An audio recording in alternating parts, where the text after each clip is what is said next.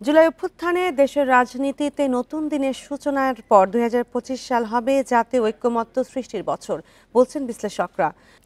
আর এ নিয়ে আলোচনা করতে শাহজালাল বিশ্ববিদ্যালয় ক্যাম্পাস থেকে যোগ দিচ্ছেন বিশ্ববিদ্যালয়ের পলিটেকনিক্যাল স্টাডিজের অধ্যাপক শাহাবুল আলম, জনাব শাহাবুল আলম, শাহাবুল হক। ধন্যবাদ আপনাকে আমাদের সাথে যুক্ত হওয়ার জন্য। প্রথমে যে প্রশ্নটা করতে চাচ্ছি যে ছাত্র জনতার অভ্যুত্থানের পর নতুন দেশের স্বপ্ন মানুষের মনে, এই স্বপ্ন বাস্তবায়নে নতুন বছরে গণমানুষের কি কি প্রত্যাশা? ধন্যবাদ। প্রথমে আমি বলছি যে আমার বিভাগের নামটা হচ্ছে পলিটিক্যাল স্টাডিজ বিভাগ, শাহজালাল বিজ্ঞান ও প্রযুক্তি বিশ্ববিদ্যালয়ের পলিটিক্যাল স্টাডিজ বিভাগ। আমি দেশবাসীকে নতুন বছরের শুভেচ্ছা জানাচ্ছি এবং সাথে সাথে যে বিষয়গুলো আমার কাছে মনে হচ্ছে, আমি যেহেতু বিশ্ববিদ্যালয়ের একজন শিক্ষক এবং আহ, শিক্ষাঙ্গন নিয়ে আমার কাজ, তা আমি নতুন বছরে যেটা প্রত্যাশা করবো সেটা হচ্ছে যে এই বছরে যাতে গত বছর যেটা হয়েছে, আমরা অগস্ট বিপ্লবের আগে যেটা হয়েছে সেটি যেন না হয়। ক্যাম্পাসগুলো যাতে আহ, নিরাপদ এবং শান্তিপূর্ণভাবে পরিচালিত হোক সেটা চাই, এবং সকলে যাতে সুযোগ সমান সুযোগ পায় সেটা আমরা প্রত্যাশা করছি, এবং মেধাবীরা যাতে কোনো ক্ষেত্রে ডিপ্রাইভ না হয় সেগুলো চাচ্ছি। এবং অগস্ট বিপ্লবের কারণে যে স্টুডেন্টদের যে সেশন জট জট সহ অন্যান্য যে ক্ষতিগুলো হয়েছে সেগুলো যাতে আমরা পুষে উঠতে পারি, সেই কারণে ছাত্র শিক্ষক সকলের আন্তরিক হওয়া দরকার।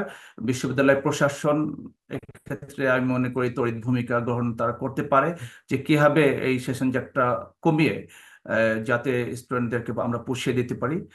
এটি হচ্ছে আমার একটা প্রত্যাশা। আর বিশেষ করে আপনারা বা আমরা সকলে জানি যে অগস্ট বিপ্লবের পরে এখন পর্যন্ত দেশে একটি ইন্টারিম পিরিয়ড বা অন্তর্বর্তীকালীন একটা সময় আমরা পার করছি, এবং এই সময়টা যাতে এখন দেখা যাচ্ছে বেশ সরকার অনেক সমস্যাগুলো কাটিয়ে উঠতে পারলেও বেশ কিছু সমস্যা এখনো বিরাজমান। এই সমস্যাগুলো যাতে ধীরে ধীরে আমরা কাটিয়ে উঠতে পারি, এবং বিশেষ করে রাজনৈতিক দলগুলোর ঐক্য এখানে অত্যন্ত ইম্পর্ট্যান্ট। রাজনৈতিক দলগুলোর সাথে সরকারের একটা সুসম্পর্ক হওয়া দরকার।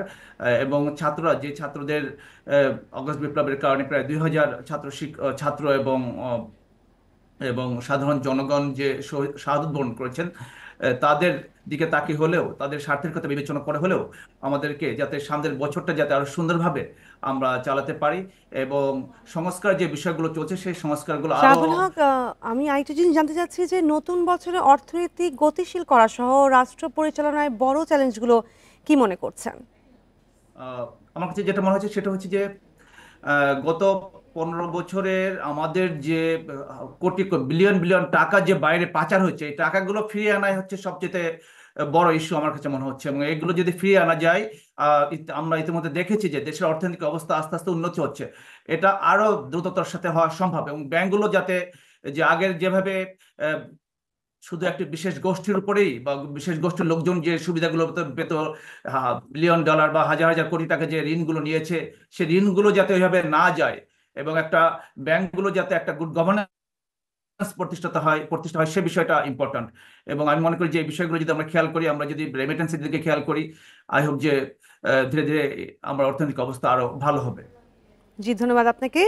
আমাদের সাথে যুক্ত হয়েছিলেন শাহজালাল বিশ্ববিদ্যালয় ক্যাম্পাস এর পলিটিক্যাল স্টাডিজের অধ্যাপক শাহাবুল হক।